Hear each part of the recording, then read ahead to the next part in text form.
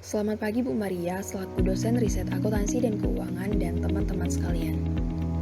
Kami dari kelompok 10 akan mempresentasikan hasil desain skripsi kami yang berjudul Analisis Pengaruh NPM, EPS, dan ROI terhadap harga saham pada perusahaan subsektor makanan dan minuman yang terdaftar di Bursa Efek Indonesia periode 2015 sampai 2019. Anggota kelompok 10 terdiri dari saya sendiri, Erma Safitri, dan teman saya, Norbeta Aulah. Pokok pembahasan presentasi kami terdiri dari yang pertama, latar belakang penelitian, yang kedua, permasalahan, yang ketiga, tujuan dan manfaat penelitian, yang keempat, kerangka teori, yang kelima, hipotesis, dan yang keenam adalah metode penelitian. Latar belakang penelitian. Dalam era globalisasi sekarang ini, pasar modal sangat penting bagi dunia usaha. Persaingan dunia usaha dalam perekonomian semakin ketat. Persaingan ini menuntut agar perusahaan untuk terus meningkatkan kinerja perusahaannya agar tetap bertahan dalam persaingan tersebut. Sehingga, untuk meningkatkan kinerjanya, perusahaan membutuhkan modal. Selain itu, kebutuhan dunia usaha terhadap permodalan setiap saat cenderung menunjukkan jumlah yang semakin bertambah. Pasar modal menjadi sarana bagi pendanaan usaha. Melalui pasar modal, perusahaan memperoleh dana dari masyarakat pemodal atau investor. Pasar modal juga dapat diartikan sebagai tempat terjadinya transaksi memperjualbelikan sekuritas yang umumnya memiliki waktu lebih dari 1 tahun, seperti saham dan obligasi. Saham diperjualbelikan melalui sarana pasar modal yang ada di Indonesia, disebut Bursa Efek. Dalam Bursa Efek Indonesia, perusahaan-perusahaan dikategorikan menjadi beberapa sektor dan subsektor. Di antaranya adalah subsektor makanan dan minuman yang membutuhkan modal yang sangat besar. Maka dari itu, perusahaan memerlukan investor untuk dapat menanamkan modalnya di perusahaan makanan dan minuman, agar perusahaan tetap terus bertahan dan berkembang. Tentu tidak akan mudah bagi perusahaan agar investor tertarik menanamkan modalnya. Maka dari itu, perusahaan harus bisa meyakinkan calon investor bahwa mereka akan memperoleh return atas investasinya. Tujuan seorang investor berinvestasi pada dasarnya adalah untuk menghasilkan uang dan memperoleh keuntungan. Sebelum berinvestasi, tentunya seorang investor melihat layak atau tidaknya untuk berinvestasi di perusahaan tersebut. Banyak yang dapat menjadi acuan sebagai penilaian seorang investor. Di antaranya adalah informasi mengenai latar belakang perusahaan yang diminati, baik informasi keuangan di dalam perusahaan tersebut atau kinerja yang diperoleh oleh perusahaan, seperti memiliki akreditas dalam suatu perusahaan yang nama baiknya bagus dan pelayanan terhadap customer maupun nasabah juga bagus, dan mengetahui tingkat keuntungan tertinggi dan risiko yang dimiliki dalam suatu perusahaan. Selain itu, harga saham terkini merupakan indikator yang sering diperhatikan seorang investor dalam perusahaan. Dalam menentukan pembelian saham, para investor sebagian besar menggunakan analisis rasio. Dalam penelitian ini menggunakan rasio yang pertama NPM atau Net Profit Margin, yang kedua EPS atau Earning Per Share, yang ketiga ROI atau Return on Investment. Berdasarkan uraian latar belakang tersebut, maka penulis merasa penting untuk melakukan penelitian dengan judul Analisis Pengaruh NPM, EPS, dan ROI terhadap harga saham pada perusahaan subsektor makanan dan minuman yang terdaftar di Bursa Efek Indonesia periode 2015 sampai 2019. Permasalahan. Berdasarkan uraian latar belakang yang dikemukakan, maka dapat dirumuskan permasalahan sebagai berikut. 1. Apakah NPM atau Net Profit Margin berpengaruh terhadap harga saham perusahaan subsektor makanan dan minuman yang terdaftar di Bursa Efek Indonesia periode 2015 sampai 2019?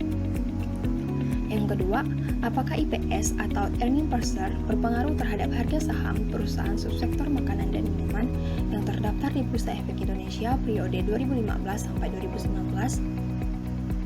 Yang ketiga, apakah ROI atau Return on Investment berpengaruh terhadap harga saham perusahaan subsektor makanan dan minuman yang terdaftar di Bursa Efek Indonesia periode 2015 sampai 2019? Tujuan penelitian.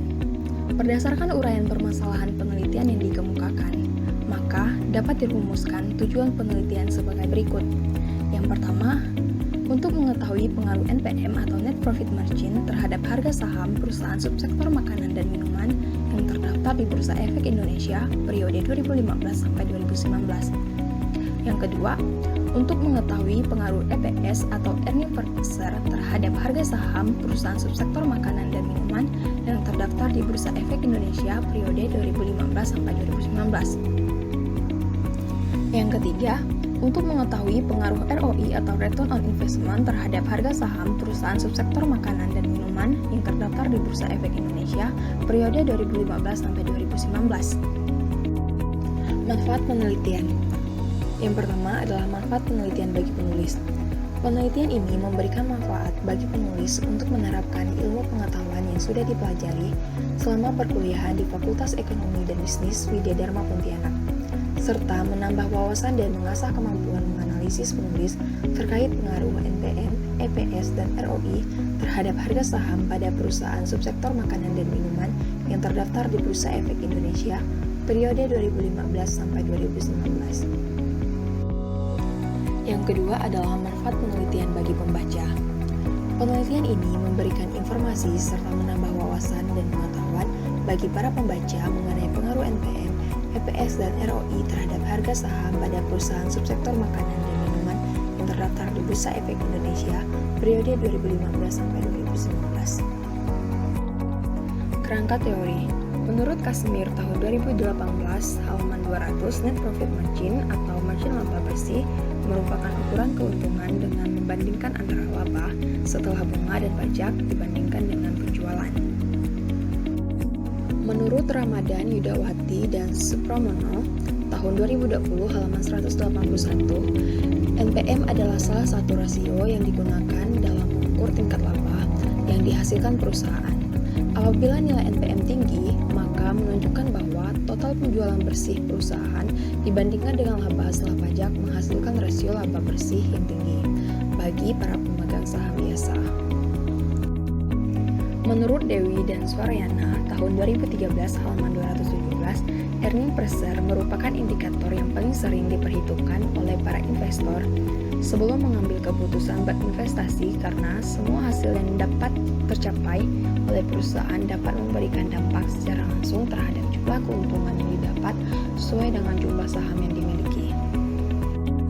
Menurut Kasmir tahun 2018 halaman 207, earning per share atau rasio laba per lembar saham atau disebut juga rasio nilai buku merupakan rasio untuk mengukur keberhasilan manajemen dalam mencapai keuntungan bagi pemegang saham. Menurut Kasmir tahun 2018 halaman 201 sampai 202 menyatakan bahwa return on investment atau return on total asset merupakan rasio yang menunjukkan hasil atau return atas jumlah aktiva yang digunakan dalam perusahaan.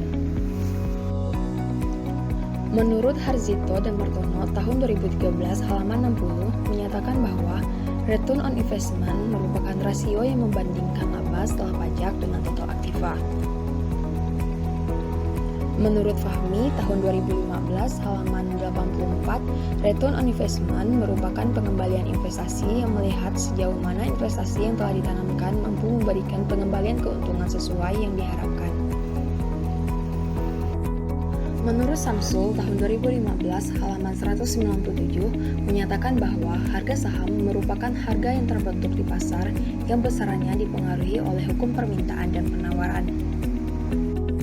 Menurut Wido Atmojo dalam Dewi dan Solihin tahun 2020 halaman 186, harga saham merupakan harga atau nilai uang yang bersedia untuk memperoleh atas suatu saham.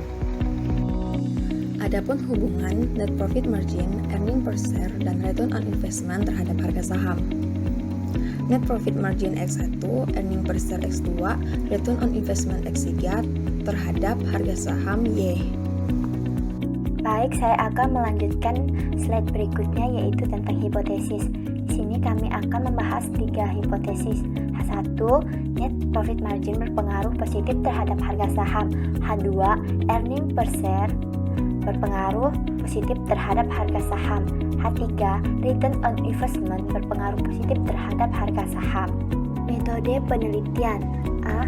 Bentuk penelitian. B. Definisi operasional variabel dan pengukuran. C. Metode pengumpulan, pengolahan, dan penyajian data. D. Teknik analisis data. Bentuk penelitian. A. Bentuk penelitian studi asosiatif dengan menggunakan metode penelitian kuantitatif. B. Menurut Sugiono, tahun 2017, halaman 56, bentuk penelitian asosiatif adalah penelitian yang dilakukan untuk mengetahui hubungan antara dua variabel atau lebih. Definisi operasional variabel dan pengukuran. Yang pertama, variabel independen. Sugiono tahun 2017 halaman 39 mengemukakan variabel independen merupakan variabel yang mempengaruhi atau yang menjadi sebab perubahan atau timbulnya variabel dependen atau terikat. Yang kedua, variabel dependen. Sugiono 2017 halaman 39 mengemukakan variabel dependen merupakan variabel yang dipengaruhi atau yang menjadi akibat karena adanya variabel bebas. Variabel independen. Di sini ada 3 rumus. Yang pertama, net profit margin atau NPM sama dengan earning after interest and tax dibagi sales. Kedua, earning per share atau EPS sama dengan laba saham biasa dibagi saham biasa yang beredar. Yang ketiga, return on investment atau ROI sama dengan earning after interest and tax dibagi total aset. Variabel dependen. Harga saham diukur dengan menggunakan harga penutupan saham atau closing price yang diperoleh pada akhir tahun. Caranya dapat mengakses lewat Yahoo Finance. Berikutnya yaitu metode pengumpulan dan pengolahan data. Yang pertama, instrumen penelitian. Instrumen penelitian ini adalah A. Dengan metode dokumenter. Yang B. Data dalam penelitian ini adalah data sekunder berupa laporan tahunan atau annual report pada perusahaan subsektor makanan dan minuman di Bursa Efek Indonesia dari periode tahun 2015 sampai dengan periode 2019, yaitu diperoleh dari Bursa Efek Indonesia melalui website resmi yaitu idf.go.id. Yang B. Populasi dan sampel. Populasi dalam penelitian ini adalah perusahaan manufaktur subsektor makanan dan minuman yang terdaftar di Bursa Efek Indonesia dari tahun 2015 sampai dengan 2019 yang berjumlah 30 perusahaan. B. Sampel. Adapun kriteria pengambilan sampel yaitu perusahaan yang sudah inisial public offering atau IPO. Berdasarkan kriteria tersebut, maka sampel dalam penelitian ini berjumlah 15 perusahaan. Teknik analisis data. Pengolahan data dalam penelitian ini menggunakan software Statistical Product and Service Solution atau SPSS versi 23. Analisis data dalam penelitian ini menggunakan analisis statistik deskriptif dan uji asumsi klasik. Sekian presentasi di deskripsi dari kelompok kami, kurang dan lebihnya kami ucapkan terima kasih.